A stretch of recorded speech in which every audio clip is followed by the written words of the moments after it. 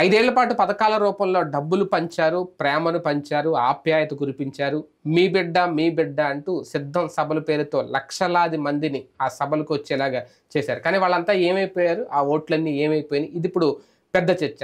ఫైనల్‌గా చూసుకుంటే ఒక ఎమోషనల్ స్పీచ్, ఒక భావోద్వేగం, కంట కన్నీరు కారేంతగా ఆయన స్పీచ్, ఆయన ఉపన్యాసం వింటున్న వాళ్ళ మనసు కూడా బాధ కలిగించేలాగా ఫైనల్‌గా ఆయన మాట్లాడిన 4 మాటలు అందరినీ ఇప్పుడు ఆశ్చర్యపరిచాయి. ఆ రిజల్ట్ ఆయన్ని ఎంత ఆశ్చర్యపరిచిందో, జగన్మోహన్ రెడ్డి చాలా స్ట్రాంగ్ అనుకుంటే ఆయన ఇంత ఎమోషనల్, ఇంత భావోద్వేగానికి గురయ్యారు. అయితే ఆ భావోద్వేగంలో ఇంకా రియలైజేషన్ అనేది లేదా? లేదంటే ఆయన రియలైజ్ అవ్వలేరా? నేనే తప్పు చేయలేదు, ఫలితం మాత్రం ఆశ్చర్యకరంగా వచ్చింది, తప్పు ఎక్కడ జరిగిందో తెలియట్లేదు అనే భ్రమలోనే ఇంకా ఉండిపోతున్నారా జగన్మోహన్ రెడ్డి గారు? ఏం చేయాలి? ఇకనైనా కోలుకోవాలా, మేలుకోవాలా? 2 చేయాలి. ఇది అంశం మీద చర్చించే ప్రయత్నం చేద్దాం. సార్, ఒక ఎమోషనల్ స్పీచ్ అయితే చూసాం. మామూలుగా అయితే ఉంటుంది, అదే దాన్ని తప్పడానికి ఏం లేదు, కానీ ఉంటుంది, బాధ ఉంటుంది. ఏంటి, ఒక 175 అనుకున్నారు, 150 కూడా పైగా వస్తాయి అనుకున్నారు, 11 అంటే ఊహించలేనిది. కానీ ఆ భావోద్వేగంలో రియలైజేషన్ కనిపించట్లేదా? అది ఏమన్నా మిస్ అయిందా? నేనేం తప్పు చేయలేదు, ఆశ్చర్యంగానే ఉంది నా ఫలితం, అలాగే ఉంటే రేపొద్దున్న రాజకీయ భవిష్యత్తు కూడా ప్రమాదమా? సంక్షేమ పథకాలని ఆంధ్రప్రదేశ్ చరిత్రలో జగన్ ఇచ్చినంతగా మరి ఎవరెవరు లేదు. అవును, దానికి ఒప్పుకోవాలి. అది ఎప్పుడైతే జరిగిందో తను దాన్నే నమ్ముకున్నాడు. అన్ని పథకాలు తీసుకున్నారు కాబట్టి అందులో 80 లక్షల మంది పోయినా 2 కోట్లు నాకు వస్తుంది కదా అనేది ఆ పాయింట్ దగ్గరే తను నమ్మాడు. కానీ ప్రజలకు సంబంధించినటువంటి అంశంలో అంటే సమస్య ఎక్కడ ఉంటుందంటే, రాజశేఖర రెడ్డి పాదయాత్రకు ముందు పబ్లిక్లో ఈ ప్రాబ్లం తెలుసా? ఇది మనకి హాస్పిటల్ బిల్లులు ఎక్కువైపోతున్నాయి, నేను ఆరోగ్యశ్రీ స్కూల్ ఫీజులు కట్టలేకపోతున్నారన్న బాధ ఎంతమందికి తెలుసు? మామూలుగా మనకు తెలుసు. నా చిన్నప్పుడు నేను ట్యూషన్ చదువుకోవాలంటే వెళ్ళాడు, హాస్పిటల్ కంటే నరకం. నాందే ఒక 4-5 నెలల పాటు జీతం కటింగ్ చేసుకుంటే తప్పించి అయ్యేది కాదు. అలాంటి సిచ్యుయేషన్ అనుభవించినటువంటి వాళ్ళు అది చెప్పినప్పుడు మామూలుగా ఓ రాజకీయ నాయకుడు ఏమంటాడు? ఏం చేయగలుగుతాం అందులో, అయితే గీతే ఓ 10,000 ఆ టైంలో చేతిలో పెట్టడం తప్పించి అనే లెక్క ఉంటాడు. కానీ దాన్ని ముఖ్యమంత్రి అయ్యాక ఒక పథకంగా మలచాలన్నటువంటి ఆలోచన రాజశేఖర రెడ్డికి వచ్చింది. అదే ఆరోగ్యశ్రీ. అట్లాగే స్కూల్ ఫీజులు, ఎంతమంది స్కూల్ మానేసే పిల్లల్లో ఉండేవాళ్ళు.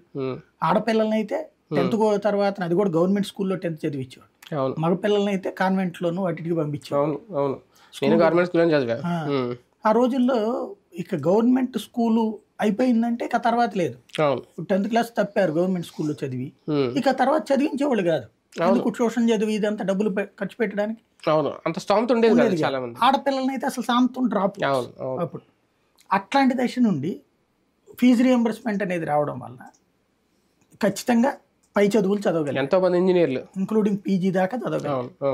ఎంబీబీఎస్ లైక్ కూడా ఫీజు రియంబర్స్మెంట్ వచ్చింది కదా, ఆ స్థాయిలో ఇచ్చారు. ఇది ఒక ఎందువల్ల కుదిరింది? జనంలో తిరిగాక ఆ విషయం తెలుసుకోవడం, దాన్ని ఒక పథకం కిందకు మార్చడం వల్ల. జగన్మోహన్ రెడ్డి పాదయాత్ర సందర్భంగా కూడా అలాంటిది ఒక జ్ఞానం వచ్చింది. ఏంటది? డబ్బులకి అలల్లాడుతున్నారు, ఖర్చులు ఎక్కువైపోతున్నాయి రోజు రోజుకి, దాంట్లో చిన్న వ్యాపారం చేసుకుందామంటే వడ్డీలకు ఇబ్బంది పడుతున్నారు, వడ్డీ వ్యాపారులు ఆడిస్తున్నారు, కాల్ మనీ కేసులు ఏంటి అయ్యే కదా అన్ని. అలాంటి సిచ్యుయేషన్ ఉంది. అట్లాగే ఇంట్లో చేతులు దాచాల్సి వస్తుంది. ఈ పరిస్థితికి ఒక పరిష్కారం ఏంటి అన్నప్పుడు నవరత్నాలు వచ్చింది. ఇది సరిగ్గానే చేసుకెళ్ళాడు, అందులో డౌటే లేదు. అందులో ఆ పార్టీ వాళ్ళకి ఇస్తారు, ఈ పార్టీ వాళ్ళకి ఇస్తారు అనేటువంటిది విన్నాడు కాబట్టి ఓ వాలంటీర్ వ్యవస్థ ఇచ్చాడు. అన్ని పార్టీలకి, అన్ని కులాలకి, అన్ని మతాలకి. ఇంతవరకు బాగుంది. తర్వాత తను సీఎం అయ్యాక జనంలో తిరుగుతూ ఉండుంటే, నెలకొకసారి సభ, అది కూడా స్టేజీ మీద ఉంటాడు, వెళ్ళిపోతాడు ఉపన్యాసం ఇచ్చేసి. జనంలో తిరిగింది ఎప్పుడు? స్థానిక ఎన్నికల్లో కూడా ప్రచారం చేయాలి తను. ఇంకా ఫీడ్బ్యాక్ ఎక్కడి నుంచి వస్తుంది? ఇప్పుడు పాదయాత్ర సందర్భంగా రాజశేఖర రెడ్డికైనా, జగన్మోహన్ రెడ్డికైనా, ఈవెన్ చంద్రబాబుకైనా, ఇప్పుడు చంద్రబాబు ఎందుకు రుణమాఫీ అనౌన్స్ చేశారు?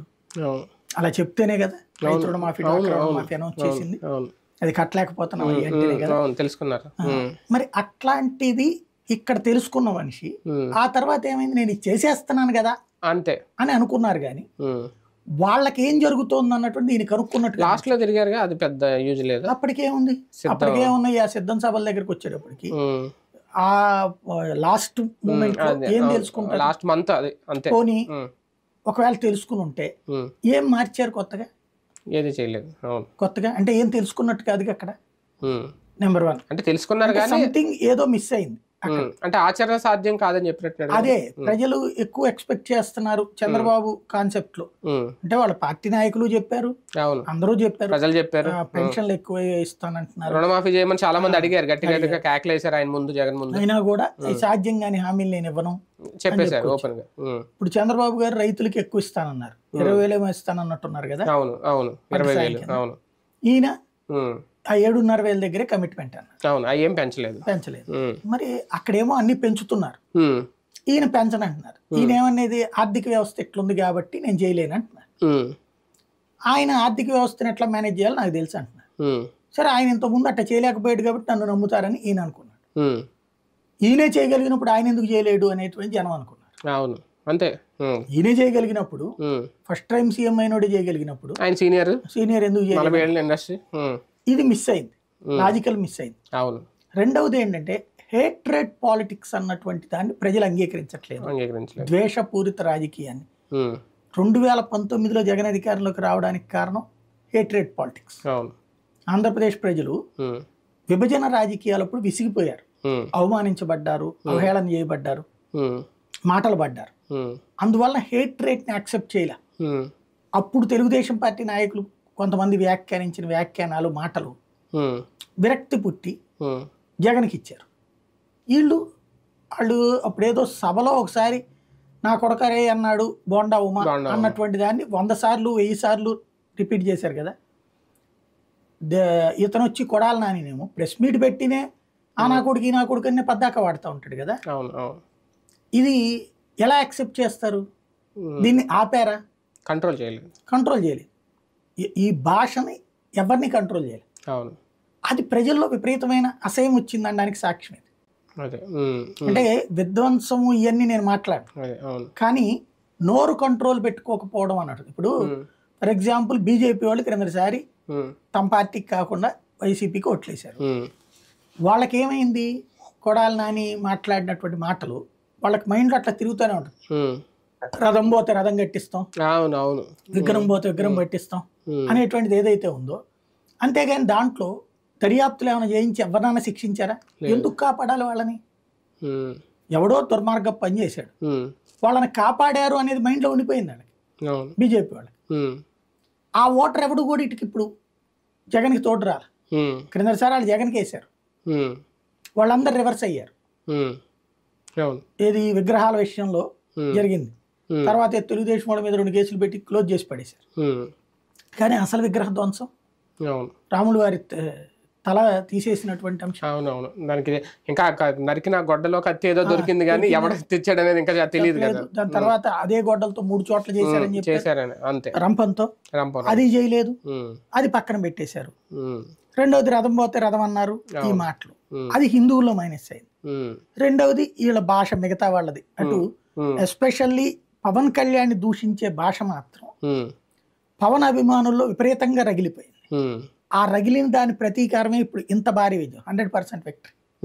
అవును, కానీ నిన్న మీరు ఆయన మాటలు విన్నప్పుడు జగన్మోహన్ రెడ్డి గారు మాట్లాడి ఓకే చాలా బాధగా మాట్లాడు, రియలైజ్ ఫ్యాక్టర్ అనేది ఎక్కడైనా కనిపించిందా?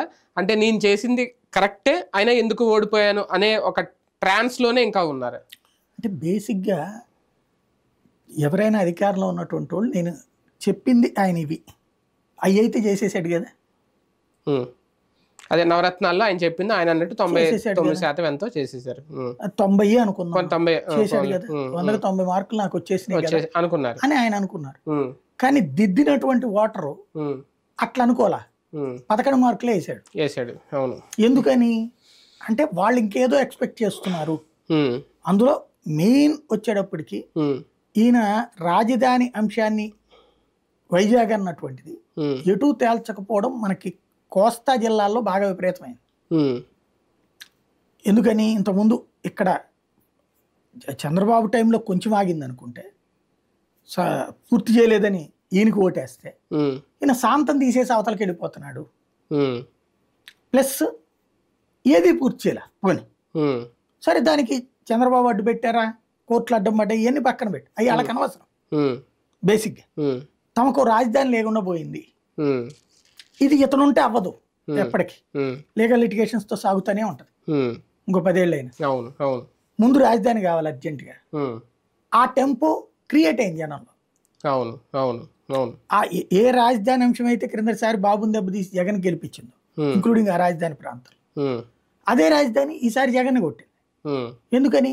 ఎటు కాకుండా పోవడం. రెండో పాయింట్ ఏమైపోయింది, డెవలప్మెంట్ కి సంబంధించి ఈయన అనుకునే డెవలప్మెంట్ ఏమో ఊరికి సచివాలయం కట్టాం, హాస్పిటల్ కట్టాం, స్కూల్ బాగు చేసాం. ఎస్, నా దృష్టిలో అయితే అది చక్కటి మంచి డెవలప్మెంట్, చాలా డెవలప్మెంట్.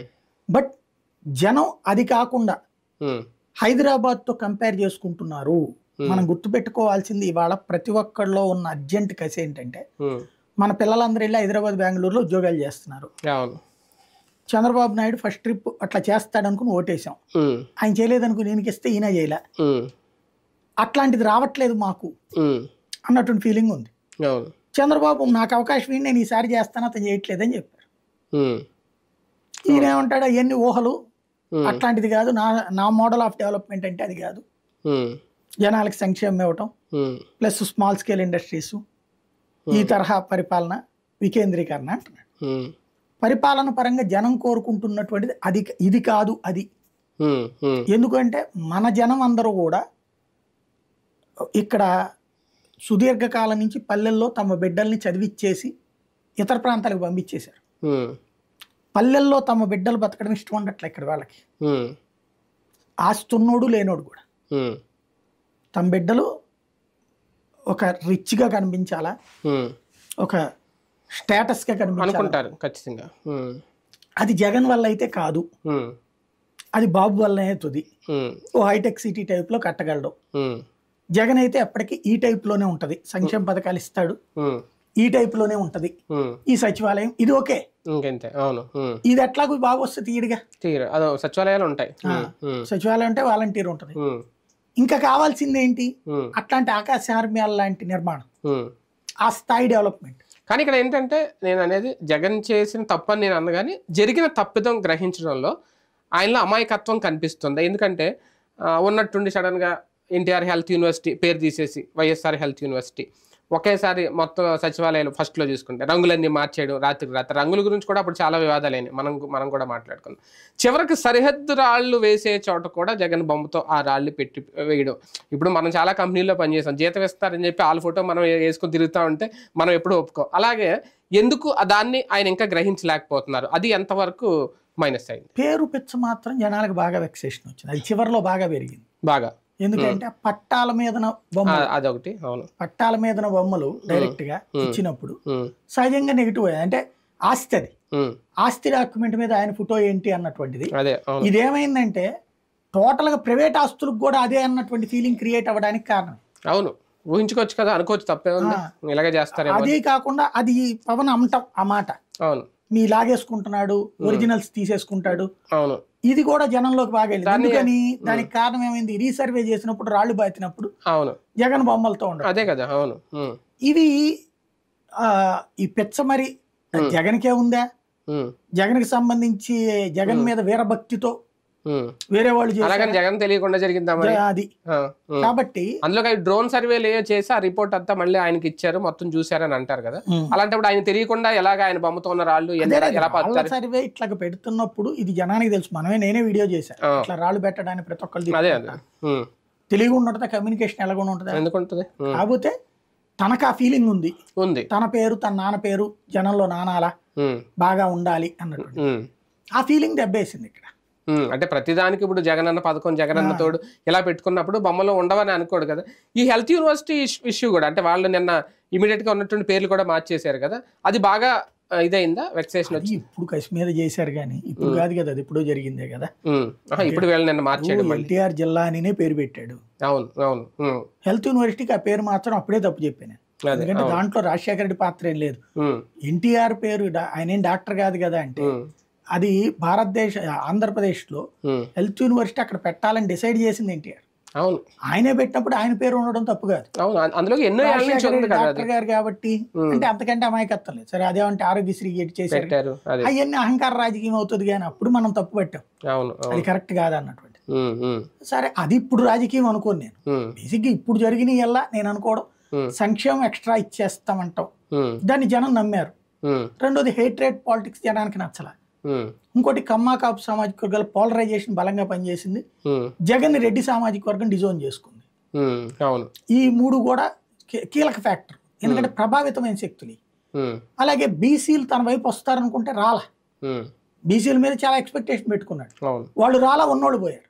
అవును ఉమ్, బీసీలను నమ్ముకుని ఉమ్, చేస్తే ఉమ్, ఇప్పుడు 5% ఓట్లు నాకు తెలిసి రెడ్లయ్యే పోయినాయి, అవును అవును రెడ్డి సామాజిక కానీ వర్గం ఓట్లు. చాలా రకాలుగా చాలా యాంగిల్స్ లో విశ్లేషించుకొని కోలుకోవాల్సిన అవసరం ఉందా, మేల్కోవాల్సిన అవసరం ఉందా జగన్మోహన్ రెడ్డి గారు ఇప్పుడు? నాకు తెలిసి జగన్ మళ్ళీ సర్వైవ్ అవ్వడము అనేది ఓ రకంగా కాలం మీద ఆధారపడి ఉందేమో అనుకుంటాను. ఆయన మీద ఆధారపడలేదా? ఎందుకంటే ఇప్పుడు ఒకటి సెంట్రల్లో జగన్ ఏం కోరుకునేవాడు, ఉమ్, హోదా లాంటివి రావాలంటే ఉమ్, అక్కడ బలహీన ప్రభుత్వం రావాలి. ఉమ్, ఆయన కోరుకున్నది కరెక్ట్ అయింది, ఉమ్, కానీ ఆ అవకాశం చంద్రబాబుకి వచ్చింది. ఉమ్, అవును కాబట్టి ఇప్పుడు ఇతనికి కేంద్రంలో ఎవరు సపోర్ట్ చేయరు, ఉమ్, రాష్ట్రంలో ఇప్పుడు ఈ ఎమ్మెల్యేలు ఎంతమంది ఉంటారో కూడా డౌటే, ఉమ్, నెంబర్ 1. ఉమ్, రెండోది వచ్చేటప్పటికి ఈయన దురదృష్టం ఒకటి వెంటాడుతుంది, ఉమ్, నియోజకవర్గాల పునర్విభజన. అవును 2009లో రాజశేఖర రెడ్డికి ఏదైతే బెనిఫిట్ అయిందో ఉమ్, 2006లో బిగిన్ చేశారు. ఉమ్, సాధారణంగా 20 ఏళ్ళకి ఒకసారి చేస్తారన్నమాట. ఉమ్. నెక్స్ట్ వచ్చే నియోజకవర్గాల పునర్విభజన దాని మీద ఆధారపడి ఉంది. నెక్స్ట్ ఎన్నికల ముందు అయిపోద్ది కదా. ఆ. ఉమ్, ఉమ్, ఈ 25 ట్రిప్ ఏంటి, ఇప్పుడున్న గవర్నమెంట్ చేతిలో ఉంటుంది. అంతే ఉమ్, ఇంకోటి వీళ్ళు సెంటర్లో కూడా ఉన్నారు సపోర్ట్ ఉంది. ఉమ్, కాబట్టి వీళ్ళు ఏ బౌండరీస్ ఇస్తారో ఉమ్, అదే అక్కడ లెక్క, ఉమ్, మొత్తం సీన్ మారుతుంది. సీన్ మారుద్ది. ఉమ్, 2009లో చంద్రబాబు అధికారంలోకి రాలేకపోవడానికి కారణం అదైంది. ఉమ్. ఎందుకని బాబుకి బలమైనటువంటి సెగ్మెంట్లు ఎస్సీ రిజర్వ్ కింద మార్చేశారు. అప్పుడు ఫస్ట్ ఈయన చంద్రగిరి అనుకుంటా కదా. ఆ, చంద్రగిరి కదా ఫస్ట్ ఎవరు బాబు గారు. కాదు కదా, అప్పటికి లేదు. చంద్రబాబు గారు అంతకుముందు నుంచే కుప్పం ఉన్నారు, అవును నందిగామ, పత్తిపాడు, ఉమ్, ఉమ్, ఉమ్. ఇట్లాగంటే తెలుగుదేశానికి బలమైన సీట్లన్నీ కూడా ఎస్సీ రిజర్వ్ చేశాడు అది అవును రాజశేఖర్. ఉమ్.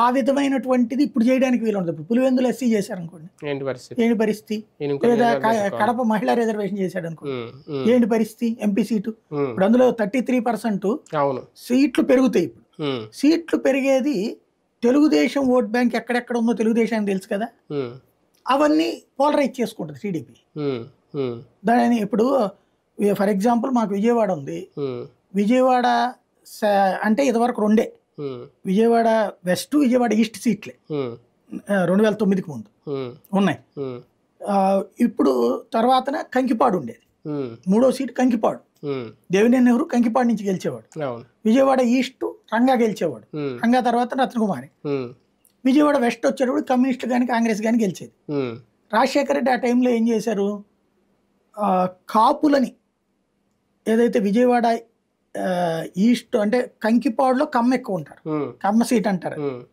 విజయవాడ ఈస్ట్ వచ్చేటప్పుడు కాపులు ఎక్కువ, ఉమ్, అందుకని ఇతనికి ఉంది. ఉమ్, రంగా వీళ్ళకి విజయానికి అది కీలకమైంది. ఉమ్, దీంట్లోని ఓట్లు తీసుకెళ్లి అందులో కలిపాడు, ఉమ్, విజయవాడ ఈస్ట్ కిందకి మార్చి ఉమ్, కంకిపాడు తీసేసి పెనమలూరు పెట్టి ఉమ్, అక్కడ మార్చాడు, ఉమ్, కాపుల్ని తీసుకెళ్లి. ఉమ్, పెనమలూరులో బీసీలను ఎక్కువ చేశాడు. ఉమ్, ఇప్పుడు అందుకే బీసీలు గెలిచేది, అవును పార్థసారథి, ఉమ్, ఇప్పుడు మన అవును, జోగి రమేష్ అవును, పెట్టారు లేకపోతే. ఉమ్, కానీ అక్కడ కమ సామాజిక వర్గానికే ఇచ్చారు ఛాయిస్ మళ్ళీ, ఉమ్, ఇది పెనమలూరు ఉమ్, బేసిక్గా. ఉమ్, మళ్ళీ ఇప్పుడు బోడి ప్రసాద్కి ఇచ్చారు కదా. అవును బేసిక్గా అక్కడ ఇష్యూ ఏంటి, విజయవాడ ఈస్ట్లో అట్లా తీశాడు. వాస్తవంగా రాధా కూడా అనుకున్నప్పుడు అందుకని విజయవాడ ఈస్ట్ నుండి పోటీ చేసింది. ఉమ్, ఉమ్, అంటే ఈ నియోజకవర్గంలో ఉన్నటువంటి ఓటర్లు అటుకి టర్న్ అయ్యారు కదా, అవును కానీ డామినేషన్ అక్కడ కమ సామాజిక వర్గాన్ని అన్నటువంటి విషయం అతను గ్రహించలేక ఓడిపోయాడు.